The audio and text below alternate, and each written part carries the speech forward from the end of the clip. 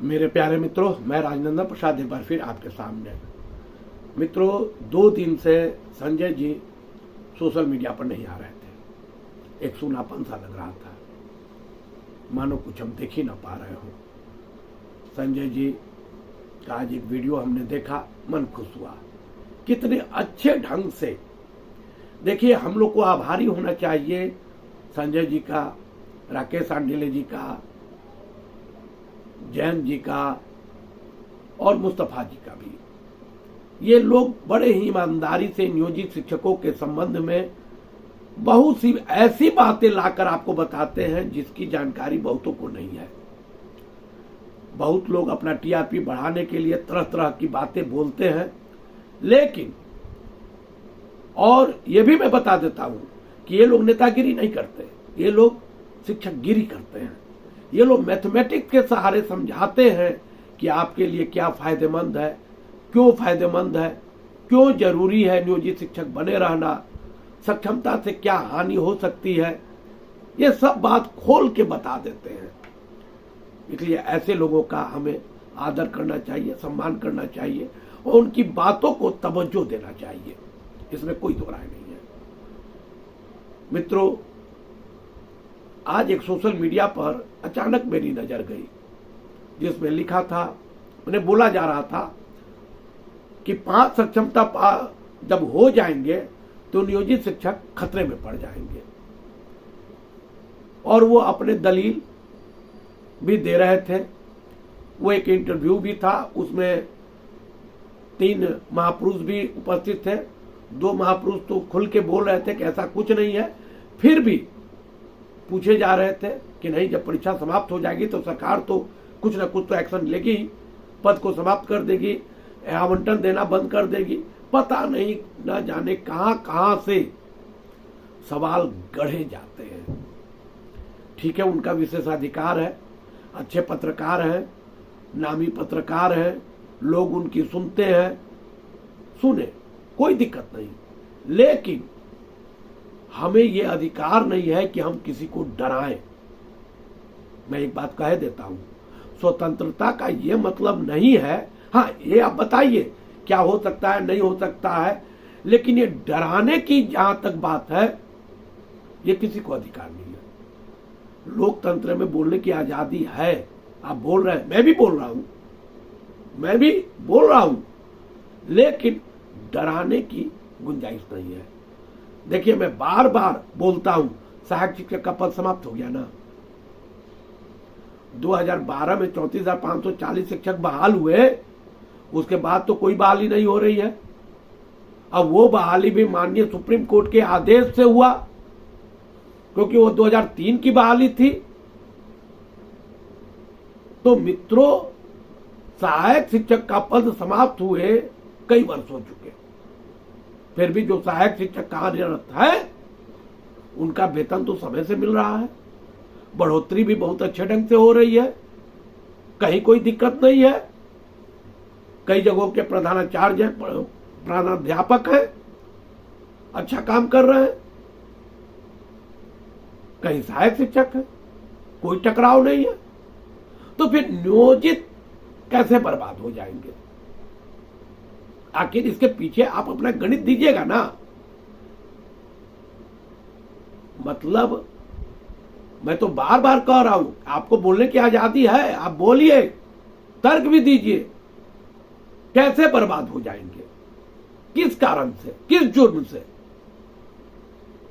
परीक्षा देना न देना, परीक्षा दे के पास करना, ज्वाइन करना या न करना, नियोजित शिक्षक को यह अधिकार है।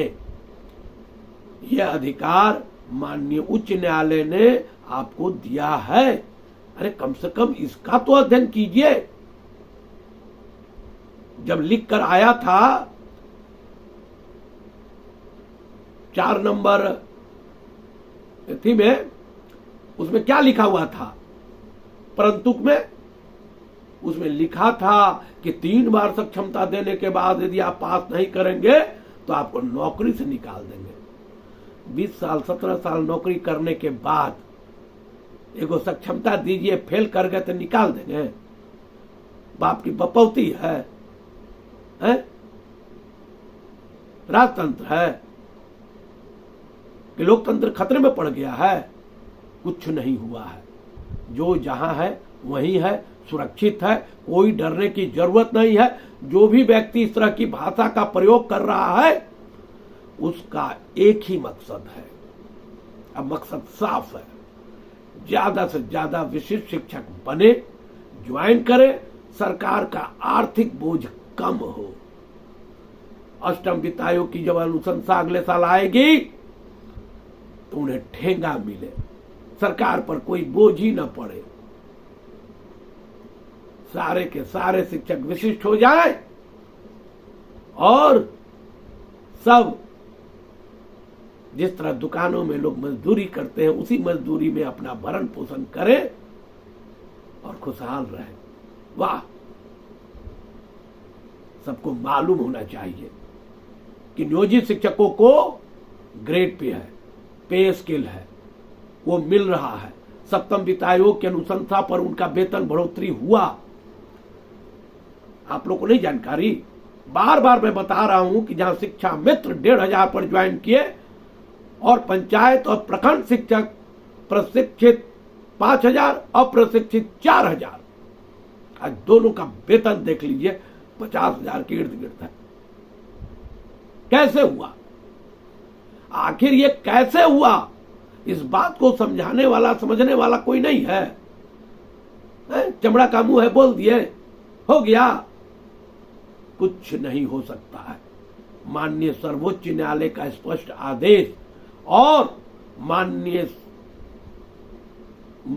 उच्च न्यायालय का स्पष्ट आदेश और माननीय उच्च न्यायालय में सरकार का एफिडेविट ये साफ बतलाता है कि नियोजित शिक्षक चाहे तो परीक्षा दे, चाहे तो न दे, पास कर जाए, देने के बाद तो ज्वाइन करे, न ज्वाइन करे, ये उनका विशेषाधिकार है और उन्हें किसी भी तरह से नौकरी से नहीं निकाला जा सकता।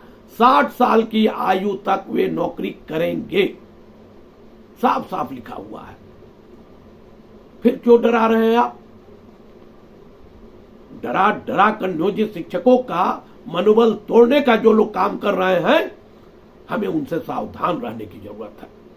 ये एक षड्यंत्र है, महाषड्यंत्र है।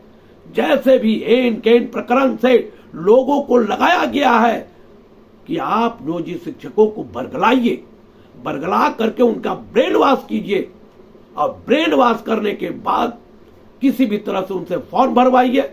जब ये फॉर्म भर दे तो उनको तुरंत पास करवाने की भी व्यवस्था सरकार करेगी आने वाले समय में। देखिएगा, सक्षमता 3 में कुछ तो लोग फॉर्म भरे ही होंगे,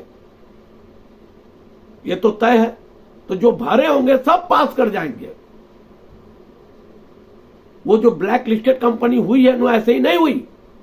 उसने 20,000 लोगों को फेल करा दिया, जबकि उसको चाहिए था सबको पास करा देना। वो ईमानदारी से काम किया तो ब्लैक लिस्टेड हो गया, क्योंकि 20,000 लोग नहीं पास कर सके। अब उसी को पास कराने का ये नए तरह का गुफा है और पास कर जाएंगे, सबके सब विशिष्ट शिक्षक बन जाएंगे। चलिए, हो गया काम तमाम। बहुत सारे लोग परेशान दिख रहे हैं और ये परेशानी इसलिए हो रही है क्योंकि आंधी के बाद जो शांति कायम होती है, जैसे सक्षमता 3 का 23 तारीख को फॉर्म भरने का डेट खत्म हो गया, एक शांति स्थापित थी। उस शांति में खलल डालने के लिए इस तरह के वीडियोज आ रहे हैं। उनका अधिकार है, मैं उनको कुछ नहीं बोल रहा हूं, उनका अधिकार है, वे बोले, एक से एक क्लिप लगाएं, उससे कोई फर्क नहीं पड़ता। हमारे नियोजित शिक्षक बहुत बहादुर हैं, उन्हें अब मालूम हो चुका है कि मेरा क्या अधिकार है, क्या कर्तव्य है और हमें क्या करना है। वो अब किसी कीमत पर सक्षमता का फॉर्म नहीं भरेंगे और सरकार कुछ नहीं कर पाएगी।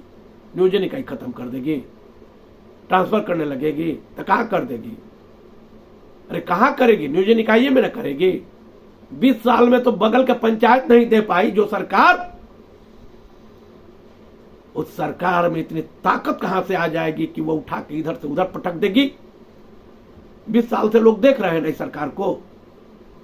सरकार के मुखिया की हालत देख लीजिए, उनकी मन स्थिति को देख लीजिए। उनका तो एक से एक क्लिप आ रहा है, 7 दिन का 7 तरह का क्लिप। अरे सरकार के लोग, आपका पहला कर्तव्य है कि अपने मुखिया की देखभाल कीजिए, उनका स्वास्थ्य का देखभाल कीजिए। वह स्वस्थ रहेंगे तभी आपकी जागीर बची रहेगी। अगर उन्हें कुछ होता है तो याद रखिएगा, सत्ता भी जाएगी, आप रोड पर आ जाएंगे और कल कोई आपको नहीं पूछने वाला है, कोई लगाने वाला नहीं है। क्योंकि आप वही लोग हैं जब सत्ता में रहते हैं तो दुत्कारते हैं और सत्ता से हटकर चाटने लगते हैं। यही एक काम है आपका। आज तक बिहार में एक विपक्ष नहीं तैयार हो सका। जब देखो सत्ताधारी दल बना हुआ है, टुकुर टुकुर देखता रहता है, कब मेरे पास आए, कब उसके पास जाए। अगर ऐसे ही नहीं ना लोग बोलते हैं सरकार के बारे में, इसलिए कोई डरने की जरूरत नहीं है। नियोजी शिक्षक हैं, नियोजी शिक्षक रहेंगे, नियोजी शिक्षक 60 साल तक नौकरी करेंगे। किसी भी माई के लाल में ताकत नहीं होगी कि नियोजित शिक्षकों को नौकरी से निकाल दे 60 साल से पहले। अब ये ताकत अपने आप में बनानी होगी, डर को खत्म करना होगा। मेरे प्यारे मित्रों, कहीं से डरने की जरूरत नहीं है। माननीय उच्च न्यायालय का आदेश आपके साथ है, तनिक भी डरिए मत। और कौन क्या बोल रहा है, मेरे बातों को भी तवज्जो ज्यादा देने की जरूरत नहीं है, नहीं दीजिए। अगर अच्छा नहीं लगे तो कभी तवज्जो मत दीजिए, देखना बंद कर दीजिए मित्रों। लेकिन एक बार मैं जरूर कहूंगा, संजय जी को, सांडिल्य जी को, जयंत जी को, और कभी कभी मुस्तफा जी आते हैं, वो तो अक्सर आते नहीं हैं, जुझारू साथी हैं मेरे, उनको, उनकी बातों को जरूर सुनिए, उस पर अमल कीजिए।